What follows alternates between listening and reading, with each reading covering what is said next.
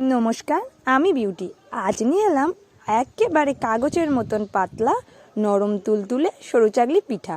আর দেখতে যতটা ভালো, খেতে কিন্তু তার থেকে বেশি ভালো লাগবে। আর এতটাই কাগজের মতন পাতলা যেটা আপনারা শুধু রুটির মতন নয়, একেবারেই গুড় দিয়ে বা মাংস দিয়েও খেতে পারেন। এই পিঠা কিন্তু অসাধারণ লাগে। চলুন এই পিঠাটা শুরু করা যাক। প্রথমে এই পিঠাটা বানাতে গেলে প্রথমে যেটা লাগবে সেটা হচ্ছে বিউলির ডাল। আমি এখানে সারা রাত বিউলির ডালটা ভিজিয়ে রেখেছিলাম। আর এইবারে বিউলির ডালটা আমি একটু বেটে নেবো। আপনারা চাইলে বিউলির ডালটা শিলনোড়াতেও বেটে নিতে পারেন, তবে আমি এখানে কিন্তু মিক্সির জারেতে বেটে নেবো। এখানে একটা মিক্সির জার নিয়ে নিচ্ছি।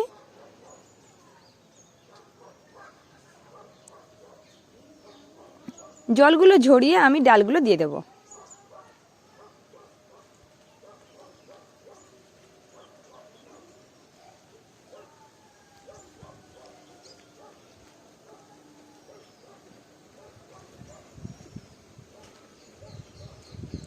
ডালগুলো বাটার সময় যদি একটু জলের প্রয়োজন হয় তাহলে কিন্তু অল্প সামান্য আপনারা জল দিতে পারেন।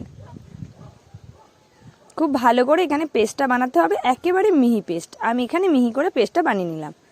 আপনারা দেখতেই পাচ্ছেন পেস্টের মধ্যে কিন্তু কোনো দানা ভাব থাকবে না। আপনি একটা দেখিয়ে দেখাচ্ছি চামচের সাহায্যে কতটা স্মুথ পেস্ট তৈরি করেছি। এইভাবেই কিন্তু পেস্টটা বানাতে হবে। এবার আমি একটা পাত্রে এই পেস্টটা ঢেলে নেব। আর এখানে কিন্তু গরম জল ছাড়া ঠান্ডা জল একেবারেই ইউজ করা যাবে না। সরু চাকলি পিঠা নরম করার জন্য কিন্তু গরম জলই দরকার। আর এর সাথে দেব আমি 1 বাটি ময়দা। আমি প্রথমে 1 বাটি ময়দা দেব, আর তারপরে আরও একটু ময়দা দেবো, মানে আরও 1 বাটি, টোটাল 2 বাটি ময়দা দিলাম। এখানে কিন্তু আমি ডাল নিয়েছিলাম 200 গ্রাম। 200 গ্রাম ডালের জন্য আমি 2 বাটি ময়দা দিলাম, আর স্বাদ মতো লবণ দিলাম। সবগুলো কিন্তু খুব ভালো করে মিশিয়ে নেব। তবে এখানে কিন্তু জলের প্রয়োজন হবে, তখন কিন্তু আমি গরম জল ব্যবহার করব।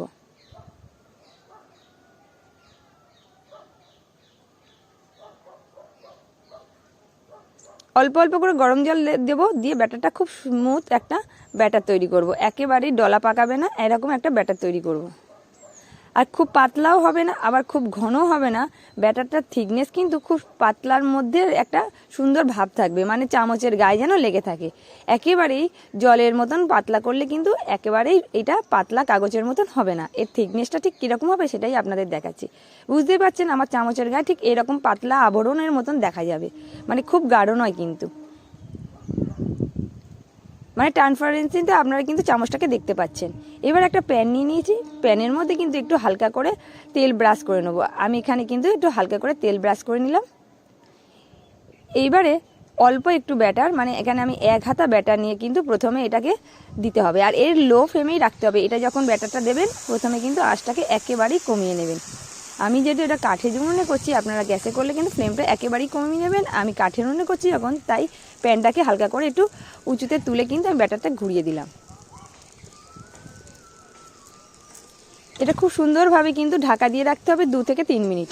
আর কোনো কাজই নেই, একেবারে 2-3 মিনিট পরে দেখবেন একেবারে কাগজের মতন কিন্তু প্যান থেকে ছেড়ে যাচ্ছে পিঠাগুলো।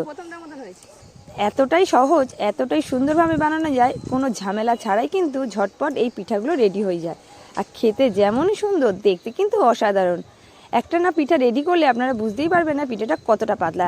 আপনারা এটা হাত দিয়েই বুঝতে পারবেন। দেখতে পাচ্ছেন কতটা সুন্দরভাবে ছেড়ে গেছে কড়াইয়ের হাত থেকে। এবার আমি এটা হাত থেকেই আমি তুলে নেব, কোনোভাবেই প্যানের গায়ে লাগবে না। একেবারেই পাতলা আর নরম তুলতুলে। এইভাবে কিন্তু আমি প্রত্যেকটা পিঠা কিন্তু একটার পর একটা বানিয়ে নেব।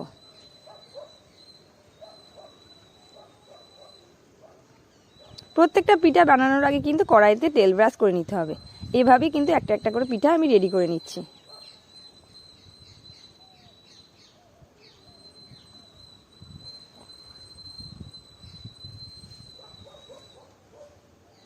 খুব সুন্দরভাবে প্রত্যেকটা পিঠা কিন্তু আমার রেডি হয়ে যাচ্ছে।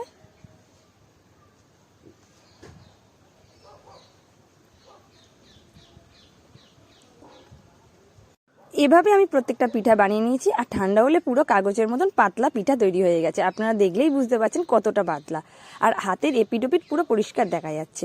আপনারা দেখুন, আমি একটা দেখাচ্ছি আপনাদের। আর এটা আপনারা মাংসর সাথে যেমন পছন্দ করবেন, তেমন ঝোলা গুড়ের সাথে কিন্তু অসাধারণ লাগবে। আজকের এই ভিডিওটা কেমন লাগলো আমাকে কমেন্ট করে জানাবেন। যদি ভালো লেগে থাকে তাহলে লাইক আর শেয়ার করে আমার পাশে থাকবেন আর আপনাদের বন্ধুদের সাথে শেয়ার করবেন। আর নতুন যারা বন্ধু, যারা আমার ফেসবুকের নতুন বন্ধু, তারা একটা ফলো করে পাশে থাকবেন। আর ইউটিউব থেকে দেখলে তাহলে একটা সাবস্ক্রাইব করে পাশে রাখবেন। আশা করি আপনারা সকলেই ভালো আছেন, সুস্থ আছেন, আর এরকম নিত্য নতুন রেসিপির জন্য ফলো